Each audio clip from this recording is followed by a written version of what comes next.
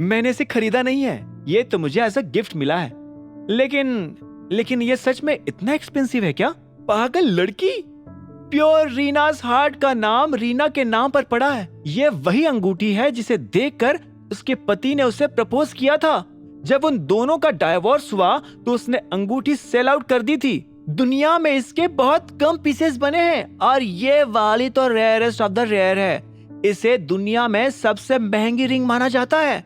I guess इसका price होगा 50 करोड़। चित्रा के मुंह से ये कीमत सुनकर अभिनव का दिमाग खराब हो गया। उससे ज्यादा पैसे देकर तो अभिनव इस रिंग को लाया था। खुद अनन्या का मुंह भी खुला का खुला रह गया था। जब अनन्या की दोस्त चित्रा ने उस रिंग की कीमत अनन्या और अभिनव को बताई तो अभिनव की आंखें फटी की फटी रह गई थी। अभिनव ने अपने आप से कहा, अरे इससे ज्यादा पैसे तो मैंने दिए थे। लेकिन उसकी बात उन दोनों लड़कियों तक नहीं पहुंची। इस बीच अनन्या ने चित्रा से पूछा, इसका ऑक्शन हुआ था? हाँ और क्या, और ये हर बार लिमिटेड ही होती है। लोगों का ऐसा मानना है कि इससे लाइफ में लक आता है, क्योंकि खुद रीना की शादी भी एक बहुत अमीर आदमी से हुई थी। हो सकता है कि तुम्हारी जिंदगी भी इस अंगूठी की वजह से चमक उठे। चित्रा के मुंह से ये बात सुनते ही अनन्या हंसने लगी और बोली, अच्छा मुझे नहीं पता था कि ऐसा भी कुछ होता है। अरे मैं तुझे एक चीज तो बताना भूल ही गई। ऐसा नहीं है कि आपके पास पैसा है तो आप इस अंगूठी को खरीद सकते हो। इसके लिए आपको बड़े बड़े कनेक्शंस की भी जरूरत पड़ती है और साथ ही आपको ऑक्शन रूम में जाने का एक्सेस भी होना चाहिए। वहाँ दुनिया के सबसे अमीर लोग ही आते हैं, वरना 50 करोड़ की अंगूठी खरीदना हर किसी के बस की बात तो नहीं होती ना। एग्जैक्टली। अभिनव तभी उन दोनों के बीच में आते हुए बोला। उसे चित्रा के मुंह से ये सब सुनकर आखिरकार खुशी महसूस हो रही थी।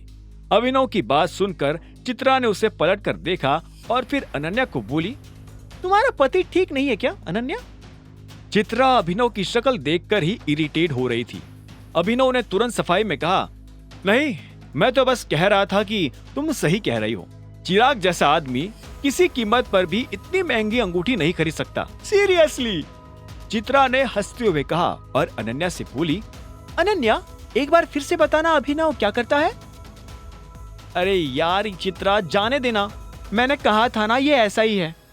अनन्या ने अभिनव पर खींचते हुए कहा। वो नहीं चाहती थी कि अभिनव चित्रा के सामने अपना मुंह खोलकर उसकी और फजीहत करवाए। चित्रा ने आगे कहा, बात तो बहुत बड़ी बड़ी कर रहा है, लेकिन है तो घर जमाई ही ना। ये घर में कुछ कंट्रीब्यूट भी करता है या नहीं? चित्रा की आंखों में अभिनव के लिए घिन बढ़ती चली जा रही थी।